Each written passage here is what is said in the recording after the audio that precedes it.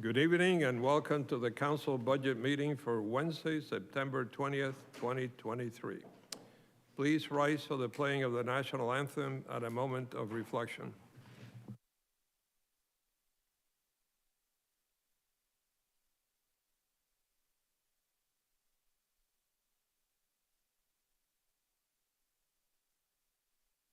Oh, Canada,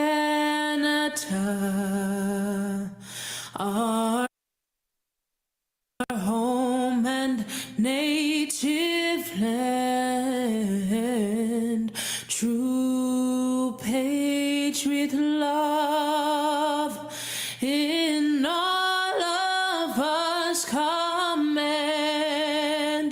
Carton bras et porter le paix, il sait porter la croix. Ton histoire est une épopée des plus brillants exploits. God keep our land glorious and free. Oh, Canada, we stand on guard for thee. Oh, Canada, we stand on guard for thee.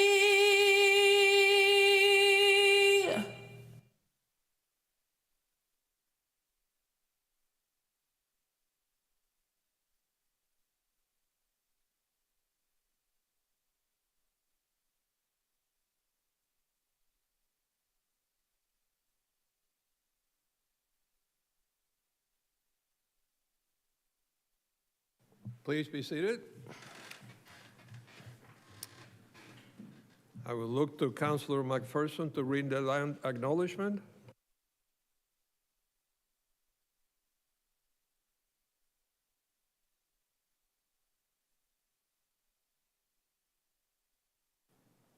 The land on which Council meets today is the traditional territory of the Haudenosaunee and Anishinaabeg peoples, many of whom continue to live and work here today. This territory is covered by the Upper Canada Treaties and is within the land protected by the Dish with One Spoon Wampum Agreement. Today, this gathering place is home to many First Nations, Métis, and Inuit peoples. Acknowledging this is a reminder that our great standard of living is directly related to the resources and friendship of Indigenous people. Thank you, Councillor McPherson. We have a motion to suspend the rules. Mayor Cisco has provided notice that he would like Council to consider a procedural motion regarding having the chair and vice chair of the Budget Standing Committee serve as chair and vice chair for Council budget meetings. Per Council's procedure bylaw, Section A4, motions to suspend the rules require a 2/3 vote. Mayor Cisco, can you read your motion, please? Thank you, Chair. I will try and read it off of the small screen. Simply, whereas in previous years, the chair and the vice chair of the Budget Standing Committee have served as chair and vice chair of council meetings for budget. Therefore, be it resolved, the council suspend the rules in accordance with the procedural bylaw and allow the chair of the Budget Standing Committee to chair council meetings and to allow the vice chair of the Budget Standing Committee to be vice chair of the council meetings on the dates that are listed on the screen. And if I could just speak very briefly, Chair, this has been our practice in the past in keeping with everything that all of us have been speaking about. My goal is to maintain as much the status quo as possible. So I hope council will support this. Thank you, Mayor Cisco. And will you move the motion? Yes. Can I have a second? I will, yes. Okay, sorry. Councillor Phillips? So, all in favor? Opposed?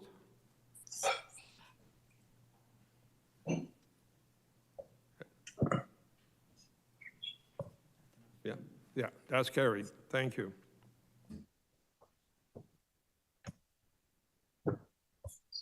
Thank you. Chair's report. I think those of you on the regular budget standing committee know that I'm not a fan of lengthy chair's reports. All I want to share today is please be aware that as per the discussion report presentation that we had from the clerk at the last council meeting regarding the mayor's strong mayor powers as they regard budgets, that the original schedule of council budget meetings like this one has been canceled.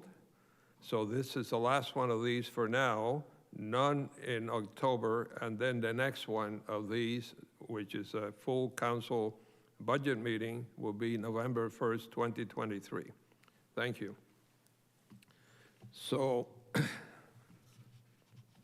adoption of the agenda. There are no amendments to the agenda for this evening, but the following item of additional correspondence has been placed in Council's Sugar Sink folder. A confidential memorandum regarding item 6.2 from the Director of Financial Management Services regarding the Sonics fire financial impact demonstrated in second quarter variance report. Thank you, Deputy Clerk. Can I have a motion to adopt the agenda as amendment? Councilor Phillips, can I have a seconder? Councilor Ratliff, all in favor? Show of hands. That's carried. Adoption of the minutes, there are none. Any declarations of interest? Seeing none, as a reminder, councilors are required to submit written statements of declarations via the online form. So we will now move to consent reports, and do we ask for a motion first? Yeah. No items have been requested to be moved from consent to discussion. Do any councilors wish to move an item from consent to discussion that we're not aware of? Anybody online? Okay. Seeing none, we have a motion then. Motion to approve the consent agenda. Can I have a mover? Councilor McPherson. No seconder required, so can I get a verbal or a hand confirmation? Okay, that's carried. Oh, sorry, that's a recorded vote. My apologies. Yes. So today's consent agenda is item 6.1, Financial Management Services Director, Capital Project Report for second quarter ended June 30th, 2023. Item 6.2, Financial Management Services, Year-to-Date Report, 2023 Second Quarter Operating Variance and Forecast Report, and item 6.3, Financial Management Services, 2023 Mid-Year Grant Funding Update.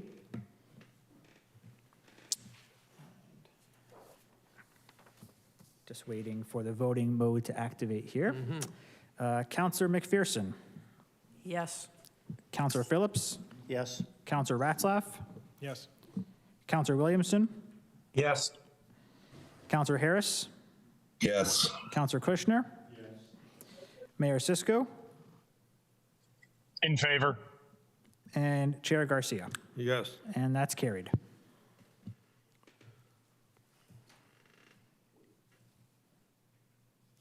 Okay. So we thank you. We will move to number 7, presentations. And 7.1 on the agenda is a presentation, Working Together to Balance Service Delivery with Taxpayer Affordability, a game plan for 2023 to 2026. And I will look to Deputy CAO Erin Nahosky and Christine Douglas, Director of Financial Management Services and City Treasurer, to provide a presentation.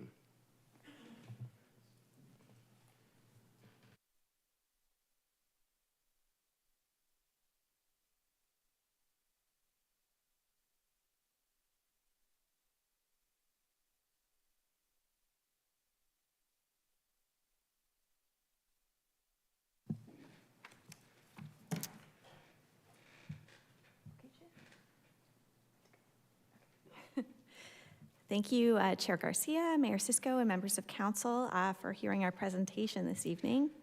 What we want to convey to you this evening is that we've heard you.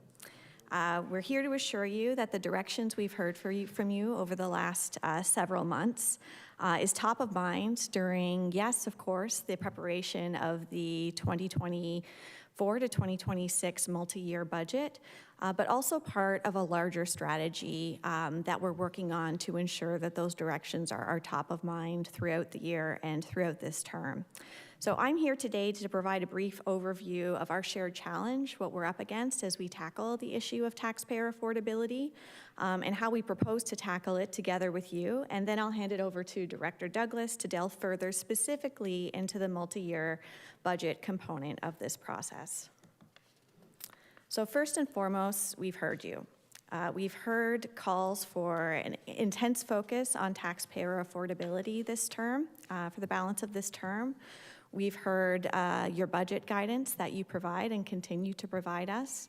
We've heard the need for better alignment in line of sight to the budget process at Niagara Region as Council is moving through your decision-making processes. We've heard the need for clearly identified service level changes, and we've heard the need for a better understanding for Council of the services that we're in the business of providing and the levels at which we're offering them. So with these directions in mind, we've been working diligently as an administration on how to integrate these directions in the work we do together. So we're doing this in two ways. The first is a taxpayer affordability lens that contains two parts, and notionally I'll provide that to you this evening, as well as an integrated game plan or strategy that includes but isn't limited to the multi-year budget.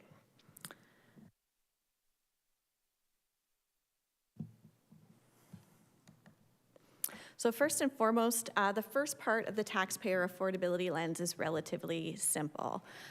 Really, it's keeping top of mind for all of us that a 1% tax increase is just under $1.2 million. So as a staff team, we have clear line of sight to that, as well as we'll make sure it's top of mind during Council's strategic planning session this coming October 18th.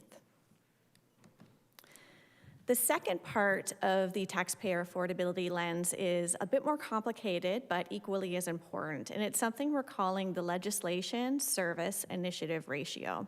So if you think back to our world as the city of St. Catharines in 2018, here's what it looked like in terms of how the whole budget pie is allocated within the city.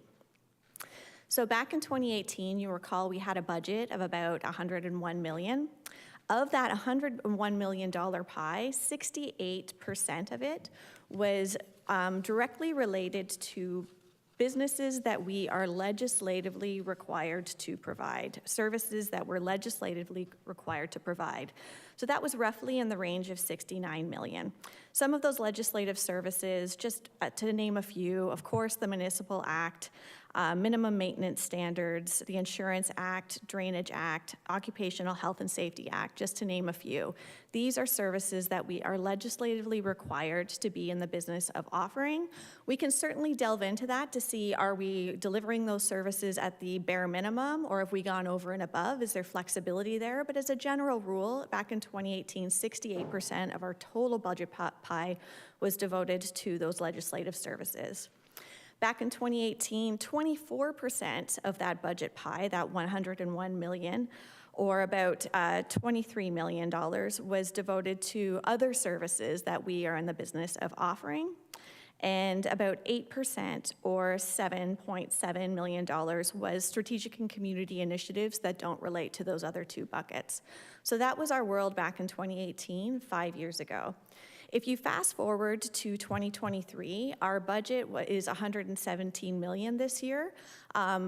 We haven't made the pie bigger, and I'll show you in a second, because if we look at the inflationary rate and the cost of living, we can see that $1 back in 2018 is really relative purchasing power of 1.17 to 1.18 in 2023. So with the inflationary pressures and the cost of living increases, the budget is about the same notionally size and related to purchasing power.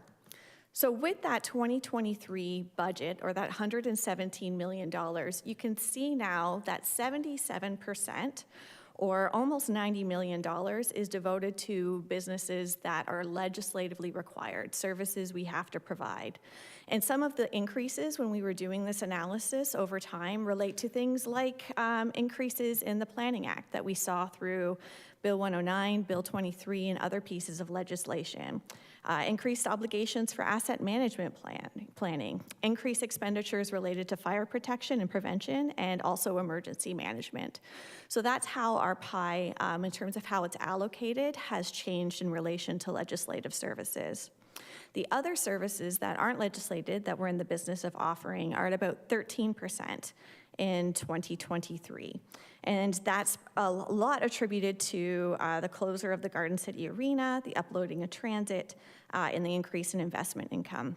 And then the remaining 10%, or 11.6 million, is related to strategic and community initiatives. So that's how the proportion of our pie, our total budget pie, has changed over the last 5 years.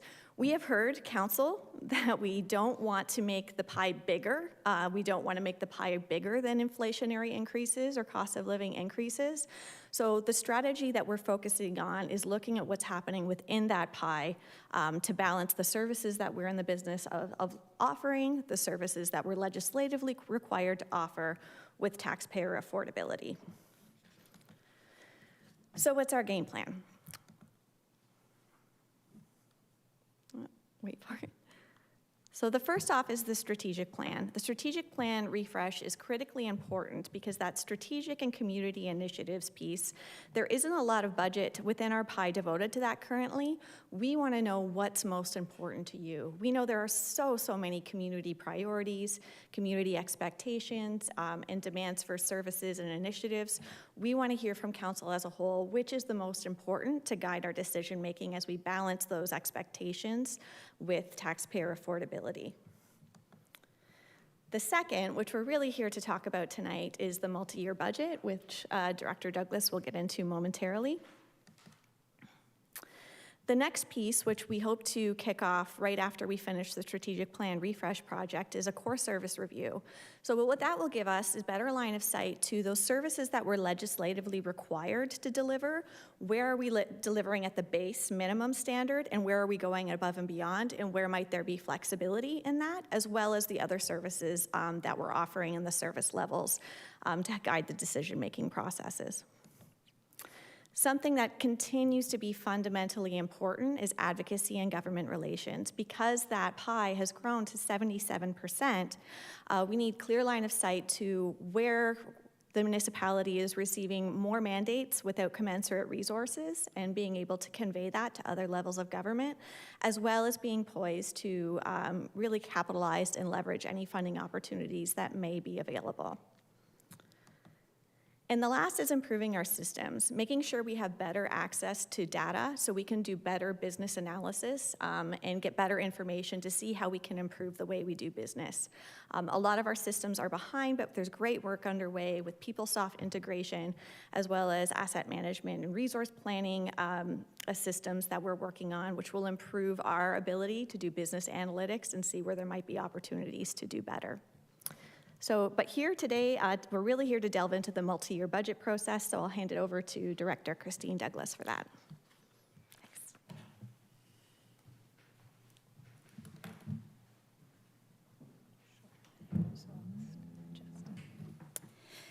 Thanks, Erin. As the city continues its budget improvement process and considering the adoption of its first multi-year budget for 24 to 2026, let's reflect for a moment on the benefits of the multi-year budget before council and staff embarks on this significant advancement in the city's long-term financial sustainability journey. A multi-year budget supports council in the implementation of a multi-year vision, encourages a focus on achieving longer-term goals, and provides for greater efficiency in a more predictable financial framework, which promotes a forward-looking analysis and evaluation that enhances financial sustainability and less vulnerability. More importantly, multi-year budgets provides tax, ratepayers, and residents with greater certainty regarding the direction of the city's finances and city's tax levies and rates in the longer term. The multi-year budget provides the city with the opportunity to review and write budgetary rules into policy to ensure transparency and accountability in budgets. The budget planning and control policy approved by BSC and then council this spring includes establishing the budget planning principles, financial controls, roles and responsibilities to ensure the city's budget as a financial resourcing plan to implement the goals set out by council in its strategic plan. A little bit more on that shortly. There are several council-approved policies that guide the support of the development of the city's multi-year budget.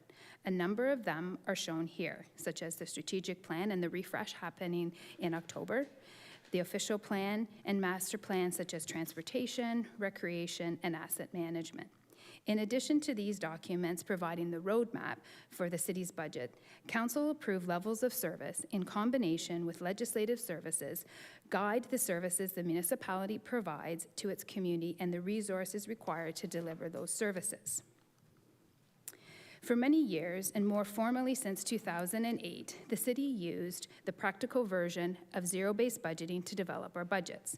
Each department starts with $0 in the budgeting software application.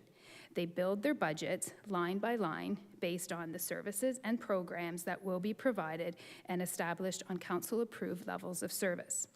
Departments also factor in council-approved motions that are reflected in the proposed budget, such as changes to programs, services, or level investment in the community initiatives and priorities. Budget development is also impacted by legislative changes, which council is very familiar with such changes from those bills 108, 138, and 23, which are reflected in the proposed budgets. Other service enhancements and reductions and staffing requests are to be presented to council through business cases and are not reflected in the draft budget until they are approved by council. Mitigation strategies are also identified to ensure the draft budget focuses on taxpayer affordability in balance with achieving corporate priorities. Finally, continuous improvement. Staff continuously look for ways to improve efficiencies in ways services are delivered, exploring grant opportunities, and sharing resources among city departments and external partners. The city's budget journey is a fairly long process, with the Budget Standing Committee and Council working very collaboratively in the development of the city's budgets. As shown here, Budget Standing Committee and Council approved the city's budget control policy, set budget guidance, and approved the 2024 to 2026 rates and fees. These policies and guidance and previously approved service levels are utilized by the city departments to develop the draft budgets. SLT then uses the lenses of corporate priorities as set by council, legislation, and taxpayer affordability to review the draft budget and will present to council for their review this November. Throughout December, council workshops will be held to provide council with the opportunity to provide greater clarity and to ask questions in the preparation for the budget review and amendment period in January of 2024.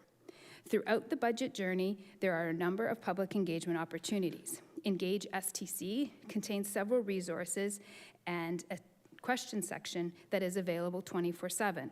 Budget open houses will be held on November 28th and 30th, and a telephone town hall on November the 29th. Staff are also working through the logistics to bring the budget to the residents in December. Now let's take a look at how the multi-year budget will look a little bit different than the annual budget. Starting with the capital budget, the first is related to enabling flexibility in the capital budget process that make up the capital budget. While we will align and prioritize the projects that make up the budget that is presented, some flexibility is required to react to changes. These changes may be emergency, new legislation and regulations, budget constraints, among other unforeseen events that may arise over the 3-year multi-year budget period. To enable this flexibility, all projects will now have an associated status as either a placeholder or initiated. A placeholder project is there to highlight that it is within the city's work plan, but the work has not been fully scoped out, and that requires further review. The project cannot start procurement until its status is set to being initiated through a future budget reconfirmation by council. An initiated project is a project that is ready to proceed with full budget approval. The project business case has been reviewed internally for scope and priority and is satisfactory for initiation. All projects being approved in the immediate subsequent year will be initiated. So for this upcoming multi-year budget, all 2024 projects must be initiated. Procurement can begin if the cash outflows align with the budget year approved. With the multi-year budget covering 3 years, it is key that the multi-year budget presentations, budget books reflect enhancement to the strategic alignment, accuracy, transparency, and flexibility. With the proposed 2024 to 2026 operating budget is presented to Council this fall, Council members will expect to see presentations of business cases, identification of service level changes, recognition of significant changes, the inclusion of departmental highlights, and budget summaries at a roll-up level.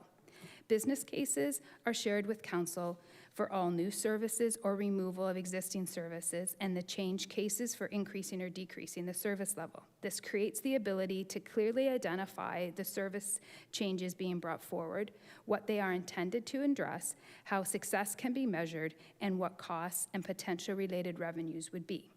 Similar to previous years, staff will be preparing summaries for year-over-year significant budget changes for Council's reference and consideration. The significant changes will be categorized to assist in identifying the rationale and the nature of the budget changes. In addition, staff will also provide a summary of budget highlights to the budget changes over $50,000 for each division among city departments. The purpose of providing this information is to further assist Council members to understand what is included in the proposed budget and what is driving the budget changes in order to make informed decisions. Currently, the budget information is provided at a very detailed, and moving to a multi-year budget will mean the movement to a more summarized information, especially with the longer-term goal towards service level budgeting. Due to the nature of long-term financial planning, it is inevitable that staff must make reasonable estimates based on best knowledge and judgment at the time the budget is prepared. Staff recognize that it will be a prudent financial practice to include reasonable amount of contingency funds within the proposed Year 2 and Year 3 operating budgets to address and accommodate any unforeseen circumstances and changes. Placeholders. These are contingency funds that will be needed and will be approved for usage in accordance with the city's budget planning and control policy, which allows staff delegated authority for up to $500,000. Any contingency included in the multi-year budget will be identified in the significant change items discussed above, so that both Budget Standing Committee and Council are able to clearly see that the amounts included in the multi-year budget. Contingencies. They're based on best practices for multi-year budgeting. Staff will be looking to include contingencies as discussed above, as well as an item within the multi-year budget for Council priority and a contingency reserve support for unanticipated items that may occur after the budget approval. Budget review. In discussing with city departments and outside boards and commissions, staff understand that the largest challenge for planning in a multi-year budget is the uncertainty and the unknowns with regards to the overall economic post-pandemic service demands, staff compensation, and revenue levels, as well as grant funding opportunities. These circumstances will be addressed throughout the budget review process and the reconfirmation process. Council and staff will have the opportunity to make necessary adjustments to the budgets based on the multi-year budget policy and the budget planning control policy. Assessment growth. Through the budget reconfirmation process for the second year and each subsequent year of the multi-year tax levy supported operating budget, the city will update the assessment values and calculate the impact of assessment growth on all properties. Based on the assessment changes and their impact, staff may recommend including a provision in the tax levy supported budget to set aside funds to support future growth-related initiatives in the city. The dollar amount of these funds would be determined to balance the impact of assessment growth, council-approved annual budget for that year, and the overall budget guidance provided to staff for the 3-year budget. The provision would be presented for council's consideration and the approval through the budget reconfirmation process.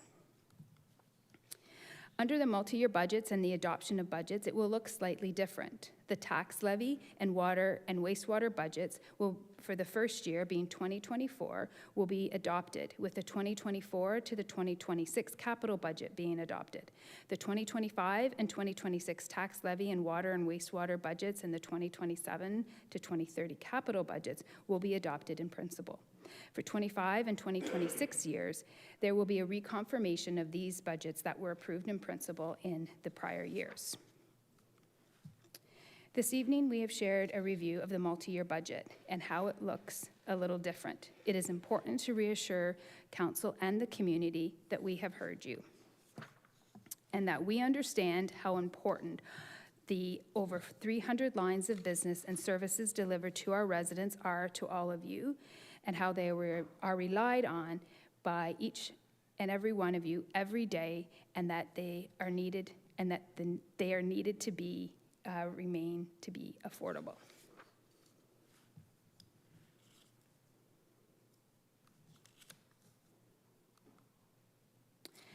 With the global economies continuing to recover from the worldwide pandemic, pressures on the various resources available to meet the changing and growing expectations of our community, City Council and SLT will work to understand the art of balancing these two influence under the lens of taxpayer affordability. The strategic plan refresh will play a key role in realigning these items. The next event coming up is working together to balance service delivery with taxpayer affordability. Is the strategic plan refresh session on October the 18th at the Neil Campbell Rowing Center.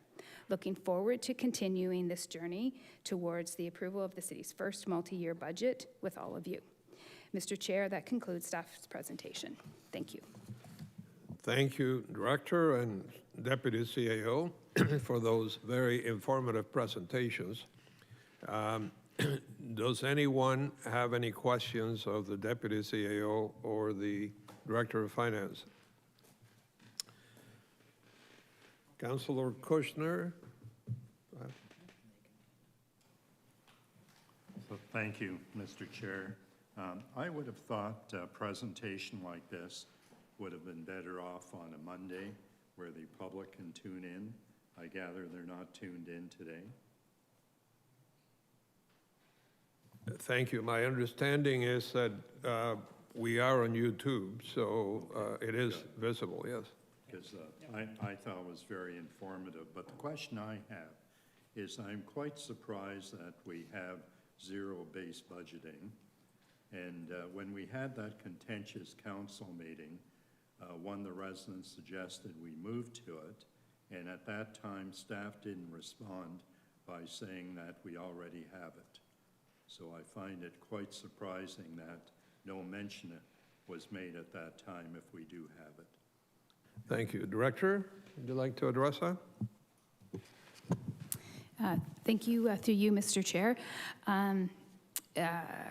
As I indicated in the presentation, we have been utilizing it's a practical version of zero-based budgeting, most formally since 2008. I do recall the individual mentioning that, but I don't recall there being an opportunity for staff to respond at that moment during the presentation. It was more for the public to share their opinions, was my understanding. And, but I thought at that meeting we referred the concept to the Budget Committee. Did we not? That we agreed that zero-based budgeting should take place? Councilor, I believe that at the time I stated that I certainly agree with zero-based budgeting and will certainly look into it as part of the Budget Committee. I don't know that we actually referred it. Can anybody comment on that? Yeah, I recall you commenting on yes, it. Yes. I don't believe it was actually referred, but of course it's very important to me. Thank you. Thank you. And before I go to Councilor Phillips, just to add to what the director said, I did follow up with the director, and I've had a meeting with both the CAO and the director on this, and I expressed my thoughts on zero-based budgeting, and that's when they came back and show me essentially what they're showing in the presentation today. But I think it's very important that all of council and the budget committee understand this. I think all of council should, and the budget committee particularly, should get as much knowledge and understanding of the budget process as possible. Council. Thank you, Chair. Again, very good presentation. However, and I'm going to harp on this, I think, Christine, you know where I'm going on it. There is no mention of debt control in the presentation. Our debt is escalating year after year. And in years past, I've always said we have to get that under control. The interest that we pay is increasing, and I think somewhere in the multi-year budgeting, there should be something in there that indicates how we're going to control that debt or not expand it anymore, because obviously, you know, we're paying the bank interest, that's money out of pocket, and that we're not getting it very much out of. And so I firmly believe that we have to control that debt somehow, and I hope that in our multi-year budgeting, there is something in there that shows council how we're going to work to control that. Thank you. Thank you for that, Councilor Phillips. As you know, I'm a stickler about that particular issue, but I'll let Director Douglas comment. Thank you, through you, Mr. Chair, to the councillor. With regards to the city's debt level, that information will be coming back to council with regards to when we bring forward the multi-year capital budget in November. We are still within our 10% at this time, but as we have indicated in the past 2 budget years, that we are going to be going over that 10% based on our approved projects that we have in place. Through you, Mr. Chair, I understand to the councillor the concern with the city's debt. We do need to balance the various demands and staff aligning and the city's asset management plan requirements. And we are a municipality that does have a significant older infrastructure, and that does create additional pressures with our debt requirements. So we will be bringing forward information with regards to your request for debt information. Any other questions? If not, I'll make a couple of comments and ask a couple of questions as well. First of all, I would reiterate that I thought it was an informative presentation, so it's really appreciated. In particular, I like the focus on taxpayer affordability, which is something that I fully believe we need to focus on, particularly with all the complaints we got about that tax increase. So, number one, can I ask the presenters to share the presentation with all of council? Okay, thank you. And I just want confirmation. I know the Deputy CAO pointed out that the legislative services section of the pie has grown over 5 years from 68 to 77%. But my understanding is that there are services in that 77%, let's say, that are required by legislation, but that doesn't mean that they have to be delivered in exactly the same way we have delivered them in the past. Potentially, we could deliver them more efficiently if we can think of a way of doing that. Is that correct? Director or Deputy CAO? Yes, thank you, Chair Garcia, to your question. Yes, so that 77% are services that we have to require according to legislation. Where there might be some flexibility is if we are offering a service level over and above the minimum standards of those legislative services. I will manage expectations, and speaking with the directors, there are many, many services that are legislated where we are at the base minimum standard. But what a core service review can help us understand is where there might be opportunity to still meet legislation while having some flexibility. If we are going over and above the minimum expectations, of course, that would be up to council because it would be a service level change. Thank you for that. And my other question regarding process, I guess to Director Douglas, I know in the presentation for 2024, and we heard this at last council meeting, we show that the budget, in fact, is not going to be finalized until February of 2024. Are we expecting that sequence will be true in future years, or will we be able to come back once we get through this year to having the budget approved before year end? Thank you, through you, Mr. Chair. To you, Mr. Chair. It is staff's anticipation that we would like to return to bringing the budget discussions back to the fall timeframe. We are having discussions with the Niagara region to see if they have some flexibility with regards to their budget timing, to see if we can move forward with the guiding principles of aligning the city's budget process with the region's budget process, and also aligning our budget process. And our previous practice of having our budget reconfirmed before the year begins. Thank you for that. Can I have a motion to receive the presentation? The motion would read that council receive the presentation from Aaron Ahosky and Christine Douglas regarding working together to balance service delivery with taxpayer affordability, a game plan for 2023 to 2026. Can I get a councillor to move that? Councillor McPherson, a seconder.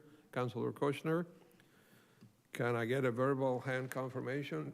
All in favor? That's carried. So we will move to discussion reports. There are none. Motions, there are none. Are there any notices of motion? Okay, seeing none, we will move to report request. And I have a report request that hopefully will show on the screen. But my report request reads, a history of all reserves from 2018, or therefore pre-COVID, through 2022 and 2023 year to date, including starting and ending balances, plus any other information staff feel is important to understand what has happened to the reserves over this period, including sources and amounts of contributions to reserves, as well as specific significant withdrawals and designated uses. I'm putting that request forward because, again, as I said earlier, it's so important that as much as possible, council and the budget committee understand the budget process, and we do have a lot of reserves. I've heard from some councilors that are concerned that maybe we have too many, but I think we need to look at that history on those details. So can I have a mover to receive that report request? A question. Oh, sorry. Sorry, I have a question. From Councilor Williamson. Yes, go ahead, Councilor. Thank you, Mr. Chair, and thank you very much for making this request. You're referring specifically to monies that came into our reserves. I just wonder if we can maybe also broaden that out to include any other special funding we got for COVID from the provincial or federal governments that of any kind, not just what that may have gone to reserves. That may be the intent of what you're asking. I'm sorry, I'm having trouble understanding you over the microphone. Can you repeat that, please? I just would like to maybe broaden your request a little bit to include all monies received, not just money going into reserves, but any funding we got from provincial or federal government, federal governments. Thank you. I'm assuming that that will be included, but certainly that's friendly. Thank you. Okay. And Councilor Williamson, would you move that report request? Yes. Okay, sorry, Councillor Phillips. Thank you, Chair. A suggestion to you, Chair, as far as the reserves are concerned, I'm not aware that the reserves have a cap on it as far as, once it reaches a certain, say it's $5 million, it doesn't need to go beyond that. Would staff recommend that we have a high-end limit on each reserve? Because, there's no sense in having $5 million or $10 million in a reserve that you're never going to use, for example. Once you hit a maximum, there's no sense putting money into it if it's not going to be used. To me, it would be, if it's a $5 million, we'll say, then any other further money would go into a reserve that needs to be replenished more. Does that make sense, Christine, or can that be done? Yes, Councillor, it certainly makes sense to me. In other words, you're saying that the reserve should have a target maximum level. That's right. Director? Thank you, through you, Mr. Chair. Yes, staff understands that request, and that information will come back with the report request. For each reserve. Okay, thank you. Ratliff. Yeah, through you, Chair. Does also include, so I just know if the, what was it, the civic fund, council did decide in 2022 how that fund would be funded because the funding had changed. And then also there were limits, just as what Councillor Phillips was talking about there. I remember hearing that there were limits on that civic fund. So will this also include that type of information? So how is a civic fund being funded? Is that part of the intent of this report request, is to understand that? Because there were people around the horse here who didn't understand how the civic fund was being funded. Yeah, certainly I'm asking in my report requests sources and amounts of contributions. Because that could just be the sources we got in the last 2 years, but not actually thinking more strategically about the reserves and how we're going to make sure that they aren't completely depleted and we don't have them at all anymore, right? Okay. That's just the distinction. That's just what I don't see up in that. I understand. I believe the director will be including that, but I will ask. Thank you, through you, Mr. Chair. Yes, the report will include the usages of the reserve and how the reserves funded, as well as the targeted balances that have been requested. And then one more question. Isn't that information already available? I think I've seen a lot of the information already in some of the budget documents. I remember a chart that specifically says has all that information in it. Yes, I believe we get something on a year to year, but I don't know if we have a full 5-year history. Director?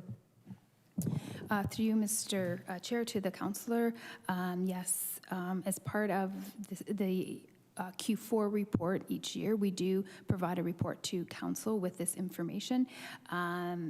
The report is only based on the status at the end of that particular year. So, for example, for the end of 21 or 22, that information is there. But a 5-year history, that would be something that is in various pieces of information, and staff could pull that together for the committee and council to have during their budget discussions. All right, thanks.